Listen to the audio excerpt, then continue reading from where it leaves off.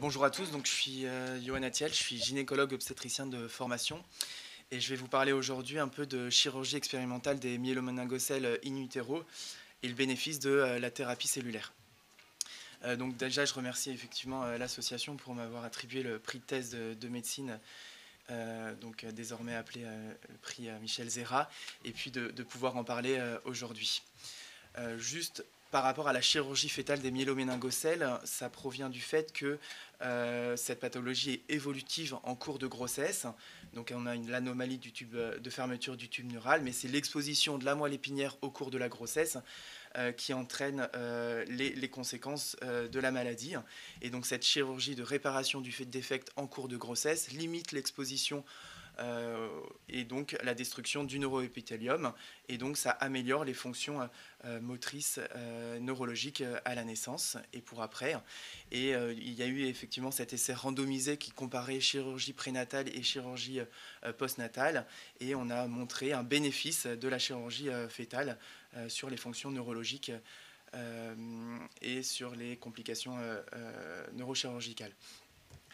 Malheureusement, malgré donc ce bénéfice apporté, il y a quand même 58% des enfants qui restent incapables de marcher de manière autonome à 30 mois et 75% qui restent incontinents. Et ce bénéfice nous semble donc insuffisant, d'où la nécessité de développer des techniques adjuvantes et d'où l'idée de la thérapie cellulaire.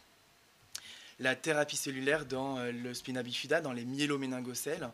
Il y a eu plusieurs équipes dans le monde qui s'y intéressent avec différents types de cellules. Donc, dans le cadre de la thérapie cellulaire, des cellules stromales mésenchymateuses, des cellules embryonnaires, fœtales, des cellules placentaires, et différentes voies d'administration, soit des injections intra-amniotiques, donc toujours pendant la grossesse, soit des injections intramédulaires, soit des appositions au niveau de la moelle épinière. Et puis il y a certains modèles chirurgicaux d'expérimentation animale pour pouvoir étudier cela, et notamment le modèle chirurgical ovin sur lequel travaille notre équipe. Il y a deux équipes dans le monde qui travaillent sur ce modèle, une équipe américaine, donc l'équipe de Farmer, et l'équipe française, donc représentée par le docteur Guilbeault, où on travaille donc depuis plusieurs années sur des cellules stromales mésenchymateuses qui sont issues de cordons ombilicaux sur le modèle chirurgical ovin de myéloméningocèle. C'est un projet qui a débuté depuis maintenant 4 ans. Donc il y a eu tout un travail de caractérisation de ces cellules, de travail au laboratoire sur les cellules, et puis de l'expérimentation in vivo, donc chez ce modèle. Et on avait des résultats qui étaient, avant mon année d'expérimentation à moi, qui avaient montré une tendance à l'amélioration de l'examen neurologique, une préservation de la moelle épinière avec ces cellules, et donc des résultats prometteurs qui nécessitaient de faire poursuivre ces expérimentations. Donc en gros, moi, mon projet au cours de l'année, c'était évaluer la thérapie cellulaire dans cette réparation in utero des myéloméningocèles en comparant deux groupes, des agneaux qui allaient bénéficier de cette réparation avec la thérapie cellulaire et des agneaux qui ne bénéficiaient d'une réparation sans la thérapie cellulaire, une réparation habituelle. Et en fait, on examinait les agneaux à la naissance pour pouvoir comparer et évaluer l'efficacité de la thérapie cellulaire. Je vais passer rapidement sur tout ce qui est manip in vitro, tout ce qui est isolement des cellules, mais en gros, on utilisait des cordons ombilicaux, alors des cordons ombilicaux d'agneaux, mais aussi des cordons ombilicaux humains, pour isoler à partir de ces cordons ombilicaux des cellules et confectionner des patchs qu'on utiliserait pour la réparation. Donc ça, vous voyez, c'est les cellules stromales mésenchymateuses, et ça, c'est le patch qu'on va utiliser dans notre protocole chirurgical expérimental. Ensuite, pour tout ce qui était des expérimentations in vivo chez l'animal, on faisait ça à l'école vétérinaire de Maison-Alfort, où en fait on avait un protocole chirurgical donc, qui est connu chez le modèle de la brebis. On crée la myéloméningocèle chez le fœtus de brebis in utero, et on le répare 15 jours après de deux manières différentes, soit une réparation simple, c'est-à-dire sans cellules sans cellules stromales mésenchymateuses, sans thérapie cellulaire, et certains agneaux qu'on répare avec la thérapie cellulaire. Ensuite, la grossesse se poursuit jusqu'à 143 jours de gestation qui correspond à la gestation de la brebis, et ensuite l'évaluation des agneaux. juste quelques images. Donc en fait, on voyait là, c'est l'utérus de la brebis, l'agneau qui est à l'intérieur de l'utérus, la queue qui est là, donc le pôle caudal. Ça, c'est le temps de création de la myéloméningocèle, où on va aller jusqu'à la moelle épinière et on enlève la dure mère, donc, qui est un des tissus au-dessus de la moelle épinière, ce qui entraîne donc l'exposition de la moelle épinière à l'environnement intra-utérin. Et puis le deuxième temps chirurgical, où on répare cette malformation, donc ça c'est 15 jours après, on a cet aspect-là, on enlève un petit feuillet de fibrine, et puis on appose un patch avant de suturer la peau du fœtus de brebis. Donc un patch soit qui contient les cellules, soit qui ne contient pas les cellules. Ensuite, donc entre 142 et 144 jours de gestation, on fait naître les agneaux par césarienne. On les évalue sur le plan neurologique et on a des outils pour cela. Il y a un score qui est validé chez l'agneau pour pouvoir évaluer objectivement nos deux groupes. On a fait aussi d'autres explorations postnatales et puis les agneaux étaient ensuite sacrifiés pour pouvoir faire des analyses histologiques au niveau de la moelle épinière notamment. On avait pu opérer 15 agneaux.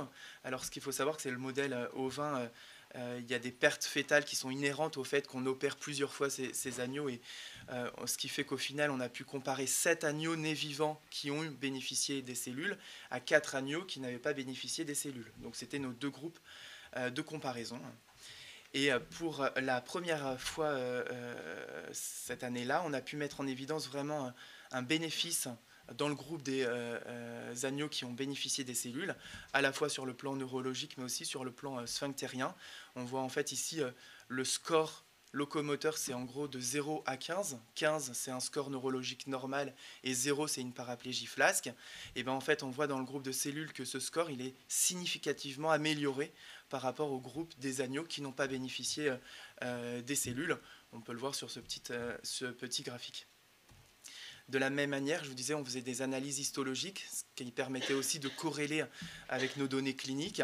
Et les données histologiques vont aussi en ce sens, c'est-à-dire que dans le groupe des agneaux qui ont bénéficié des cellules, on a une augmentation de la densité neuronale, on a une diminution de la fibrose qui expliquerait effectivement les bénéfices cliniques.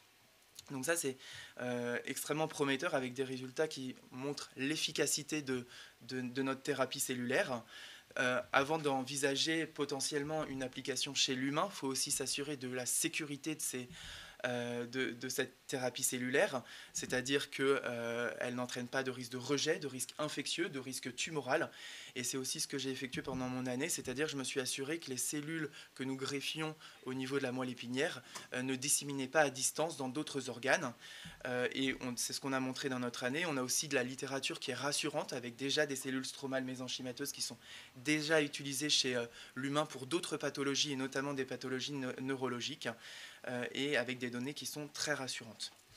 Donc en conclusion, on a montré, en tout cas on est en train de montrer un bénéfice des cellules stromales mésenchymateuses dans le traitement adjuvant de la réparation des myéloméningocèles chez le modèle ovin, avec cliniquement une amélioration du pronostic moteur, mais aussi peut-être sphinctérien, et corrélé avec les données histologiques, avec une préservation de la moelle épinière.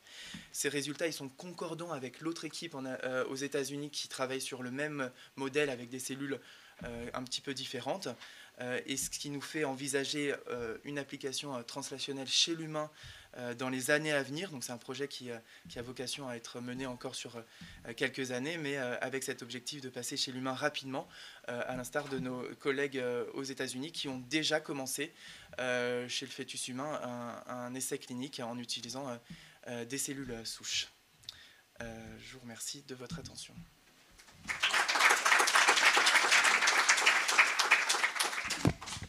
Des questions?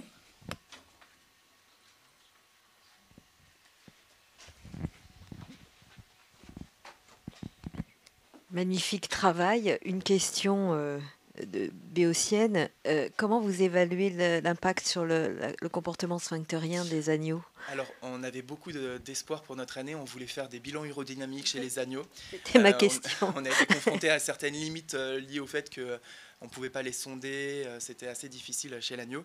On a évalué ça par l'incontinence et par le fait qu'on a travaillé avec un vétérinaire qui est professeur à l'école vétérinaire et sur la continence. Donc, en fait, un agneau, même dans les premières heures de vie, est continent. et c'est-à-dire se met en position pour uriner. Et donc en aveugle, c'est le vétérinaire qui a évalué cela entre les deux groupes, et effectivement on a montré une différence, donc on était assez contents. Et sur le plan urinaire et fécal, vous aviez les mêmes résultats ou c'était discordant? Alors on a évalué que sur le plan urinaire, pour le coup, Urinaire. en tout cas en clinique. Et donc l'idée à terme, c'est de fabriquer des patchs qu'on pourrait mettre chez ces bébés, chez ces Oui. fœtus, qui permettrait